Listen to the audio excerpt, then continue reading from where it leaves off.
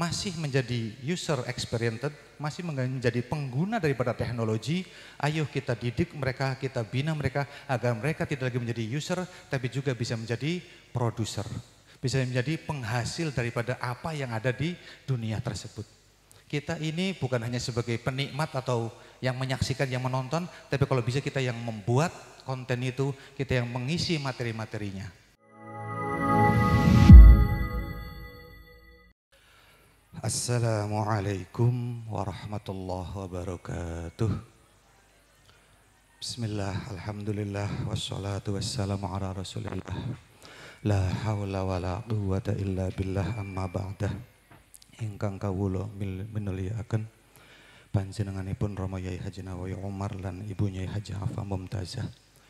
Ingkang kawula banggakan para rekan-rekan Ustadz dan Ustadzat pengajar Madrasah Khusus Lil Banat, yang saya banggakan juga para murid-murid santriwati dari MTLB, dan tidak lupa yang saya hormati, saya manuti para bini sepuh, para wali santri yang kerso hadir di acara kali ini. Alhamdulillah, puji syukur patut kita panjatkan kehadirat Allah Subhanahu wa Ta'ala atas nikmat dan berkahnya.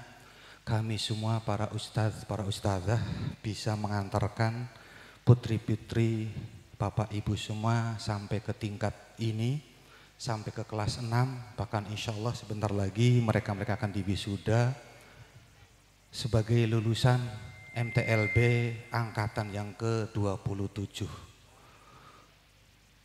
Upaya yang kami lakukan sebagai para ustadz dan ustadzat di lembaga tidak lain tidak bukan sebagai ikhtiar kami semua untuk membekali putri-putri bapak ibu semua untuk menghadapi zaman, menghadapi perubahan era dan perubahan masyarakat yang sudah sedemikian rupa.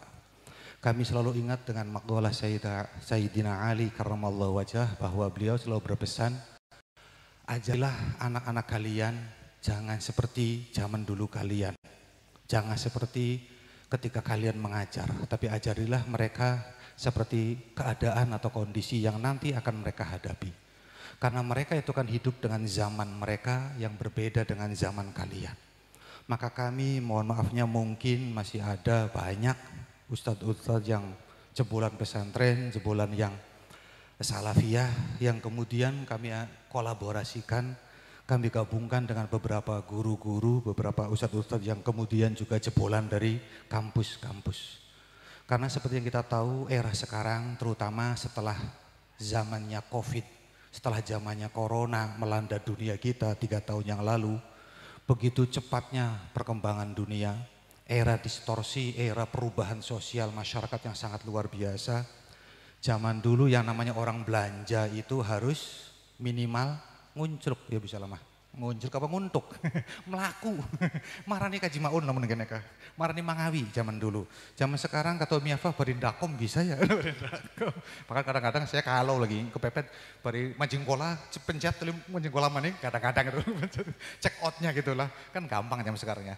Zaman dulu ketika ngapas belanja kantongnya kudu kepek ngapas ya ijoan abangan karo apa maning.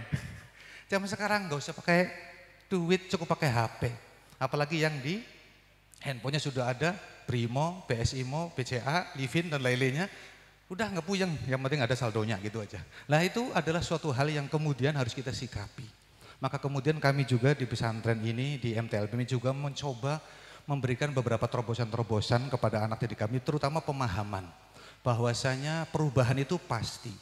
Dunia akan selalu mengikuti perkembangannya dan kita sebagai manusia tidak boleh berpuas diri, tidak boleh menerima, tidak boleh menolak, bahkan atau kemudian memusuhi perubahan tersebut. Karena kalau kita memusuhi atau menolak perubahan tersebut, kita akan ditinggalkan.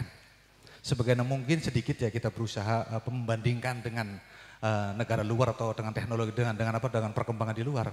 Sebagaimana kita tahu yang namanya Nokia, yang namanya Siemens, yang namanya Toshiba, produk-produk elektronik ya, atau mungkin juga yang lain-lainnya, itu mereka itu akan ditinggalkan oleh penggunanya, ditinggalkan oleh pelanggannya, bahkan kemudian banyak yang menjadi bangkrut karena kemudian mereka tidak bisa mengikuti perkembangan zaman.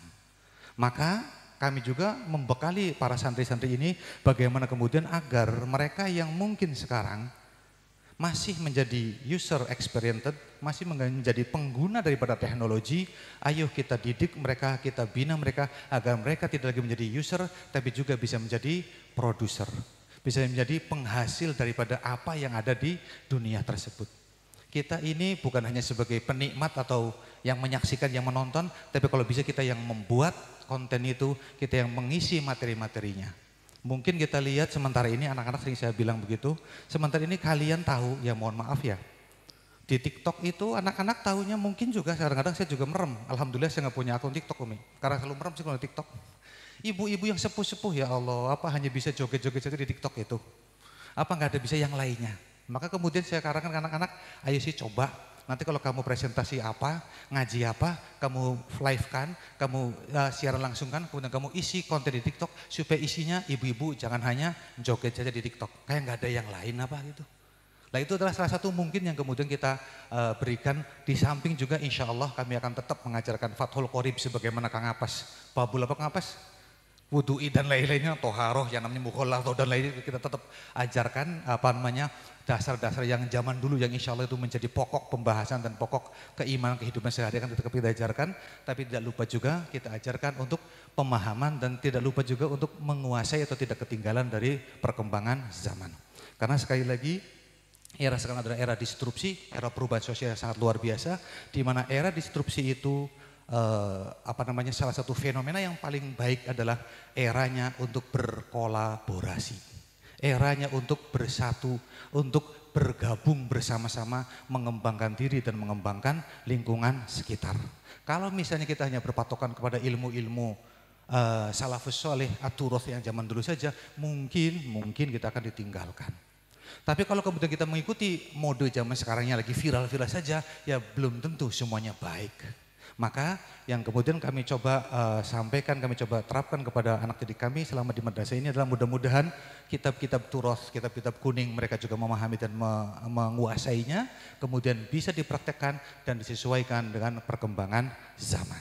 Sehingga mudah-mudahan anak didik tadi yang sudah kami bimbing bisa semampu kami, bisa siap zahiran wa batinan, dunyan wa ukhran. Dunianya mereka nggak ketinggalan, akhiratnya insya Allah diselamatkan dari api neraka. Amin ya rabbal alamin. Kemudian yang terakhir izinkan kami mengucapkan terima kasih yang sebesar-besarnya atas kepercayaan dan amanah dari Bapak Ibu sedaya semuanya yang telah menitipkan putri-putrinya di kami.